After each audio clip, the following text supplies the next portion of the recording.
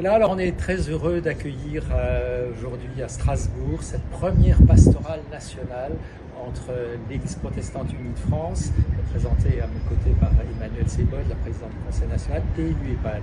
C'est un projet qui a mis beaucoup de temps à s'organiser et donc nous sommes particulièrement heureux que ça soit devenu cette fête de la rencontre avec plus de 300 participants venus des quatre coins de l'Hexagone. Et puis au fond, le sujet très sérieux qu'on a abordé me rappelle aussi qu'ici on est au cœur de l'Europe et que dans quelques semaines on va voter. C'est pas tout à fait un hasard si ces questions de pauvreté, de justice climatique aient été abordées et pas par n'importe qui, puisque Esther Duflo, prix Nobel de la paix, nous a fait un exposé qui nous a beaucoup marqué. Il se trouve qu'elle est aussi protestante, membre d'une paroisse d'origine en tout cas, voilà. En tout cas, le débat était riche. C'était à la fois, je pense que c'est ce qu'on peut attendre d'une pastorale, à la fois un temps de réflexion sur un sujet important et aussi en même temps un temps de fête et de rencontre.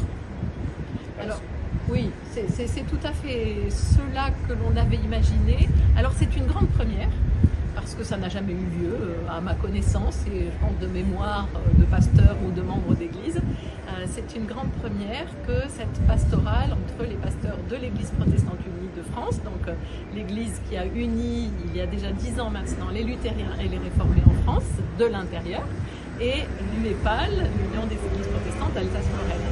Donc déjà pour l'Église protestante unie, nous n'avons pas de pastorale nationale, parce que réunir 350 pasteurs de toute la France, c'est très lourd, il y a beaucoup de kilomètres, voilà. Donc ça n'existait pas. On a eu cette idée en 2018 en se disant on est sûr que les pasteurs ont envie de se retrouver pour porter ensemble une préoccupation. Et puis ça ne s'est pas fait, le Covid a fait aussi que ça ne s'est pas fait. Et l'idée de cette pastorale nationale a ressurgi au sein de ce qu'on appelle la communion protestante luthérienne et réformée, donc qui unit l'Église protestante unie et l'UEPAL. Et l'idée est revenue, alors je ne sais plus qui a repris cette idée, c'est venu dans nos rencontres de travail, et on s'est dit, mais finalement, pourquoi ne pas réunir tous les pasteurs en exercice de l'Église protestante unie et de l'Union des Églises protestantes d'Alsace-Lorraine. Et là, voilà, c'était parti en fait. S'imaginer ces pasteurs qui se connaissent souvent pour la plupart, et certains ont fait leurs études à Strasbourg, d'autres ont fait leurs études à l'Institut protestant de théologie à Paris ou Montpellier, certains ont grandi en Alsace et sont pasteurs dans la France de l'intérieur, d'autres ont grandi dans la France de l'intérieur et sont pasteurs en Alsace, donc il y a des ponts, et puis on se retrouve quand même dans des stages de formation permanente. Donc tous les 5 ans, les pasteurs doivent faire un stage. C'est obligatoire, en tout cas fortement conseillé. Donc il y a des ponts entre les pasteurs des deux églises. Et se dire, eh bien, réunissons-les pour porter ensemble un sujet de préoccupation actuel très fort.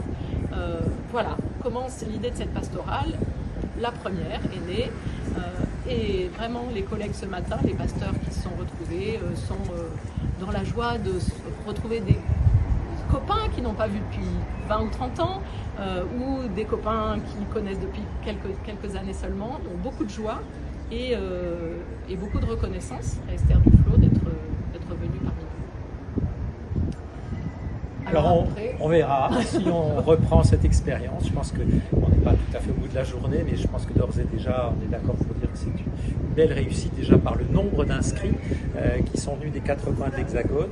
Et voilà, on ne fera pas tous les ans parce que c'est beaucoup de préparation, mais probablement que c'est une perspective à cultiver pour l'avenir. On commence à avoir une certaine expérience de ce type d'accueil, donc Strasbourg sera toujours là, mais peut-être que la prochaine fois sera ailleurs. Paris, voilà. On verra. Une fois le bilan fait, on verra quel est le désir des pasteurs et comment nos 2 unions d'église sont en capacité de porter ça. Parce que c'est aussi un engagement financier, un engagement en termes de moyens humains, de moyens pratiques.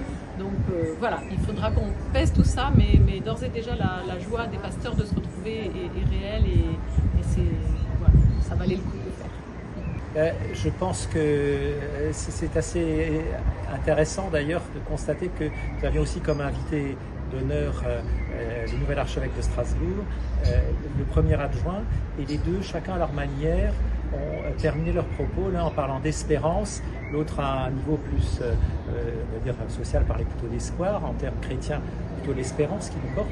Donc voilà, repartons avec espérance, parce que c'est vrai que les nouvelles du monde, et ce qu'on a entendu ce matin, c'est pas spécialement facile à porter, encourager. Donc voilà, j'espère que nous avons cultivé l'espérance et que celles et ceux qui sont venus repartiront porteurs et porteuses de cette espérance que nous portons en tant que chrétiens.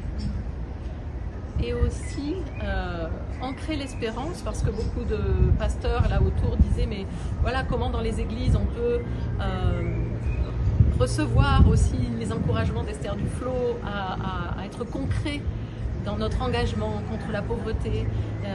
Et là, ce qui est en train de se passer dans les groupes, donc on va le voir tout à l'heure, mais c'est ça, c'est aussi de se dire comment on va mettre en œuvre maintenant, comment l'espérance nous met en marche et nous fait mettre les mains dans le cambouis.